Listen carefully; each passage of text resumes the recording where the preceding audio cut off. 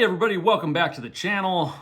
Today we're talking about Fear Street Part 3, 1666. I'll be honest with you, when I got started watching this series, I really didn't know what to expect. I just knew that these trilogy of movies had been released on Netflix earlier this year, and that they were basically, it looked to me like what I call slasher flicks.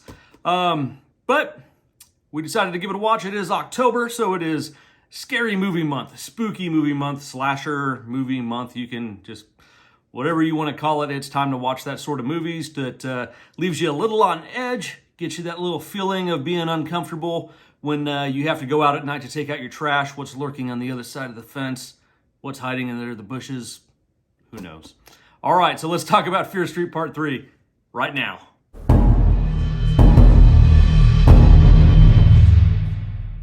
In Fear Street Part 3, 1666. And by the way, I am assuming that at the least you have seen the trailer for this movie on YouTube or somewhere else, or you've clicked through it while you're scrolling through shows to watch on Netflix. This movie picks up, again, just like Part 2 did with Part 1. Now Part 3's done the same thing with Part 2, picks up immediately where that last movie left off. And I'm going to be honest with you, that first, I struggled a little bit with this one here.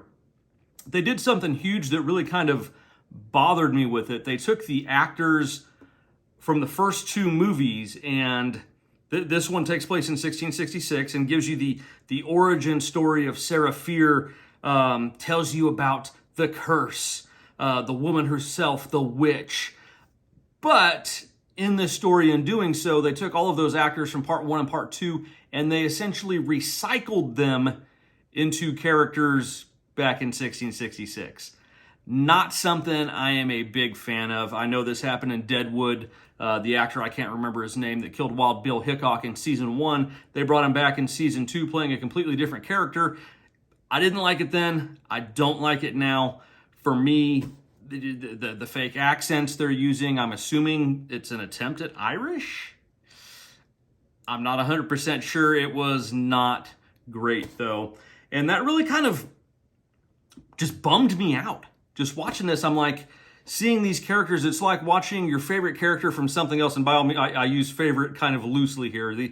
As far as movies go, I would not go as far as saying this is my favorite movie. They are pretty good slasher flicks for Halloween, though. They're worth a watch, all three of them.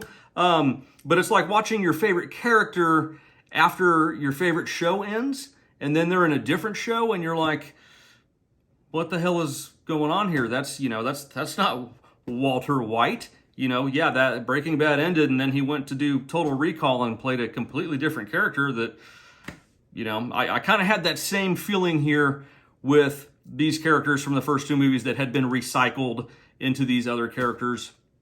I get why they did it, but I'm still not a big fan of it. It really let me down, and it made me not like this movie as much as I could have liked it, I guess. However, halfway through this movie, something amazing happens. They do this, and I really don't want to talk a whole lot about it, but just know that about halfway through this movie, things just spiral into greatness, I guess is the best way I could put it as far as this movie is concerned. There is a twist that happens that completely changes the entire way you watch this movie. Overall, though, as far as this movie is concerned, the actors, they did great in the first couple. I don't like the fake accents. I don't, the setting here, everything looked great as far as this old town. I don't think that trying to line up the 1606 town of Union versus the 1978 and even the 1994 town of Shadyside, I don't feel that like everything lines up proportionately as far as like where Sarah Fier's house was versus the hanging tree and all this other stuff. I don't think it quite lines up as far as real town schematics would be, but that's just me. I'm not a engineer or anything like that, so what the hell do I know? I'm just a registered nurse. Anyways, Fear Street 1666. First half, kind of not great. Second half, as far as these films go, it closes the loop, and it does it really well. It explains anything that you had left to ask yourself about what could these movies be doing here. What's the story about? Explain this to me. All of your questions are answered. This isn't like Lost or any other show to where they ask these questions and never give you the answers. This one does its great job. As far as looking back at the old town, they did a good job as far as the design of it, making it look like a lived-in pre-Civil War town. I mean, it's in the 1600s. What time frame was happening then? I guess the witch trials. Roll credits.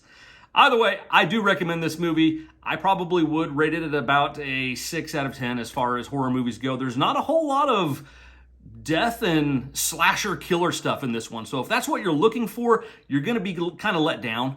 However, there is enough of everything else that finishes up this show, closes it nicely, puts a little bow on it, and you're ready to go. Either way, we're going to see what movies we can look at next, and we'll catch you next time. If you like this content, don't forget to hit that like button and subscribe to the channel. It really means a lot to me. Go ahead and leave a comment down in the comment section. Nobody ever leaves comments for Tim.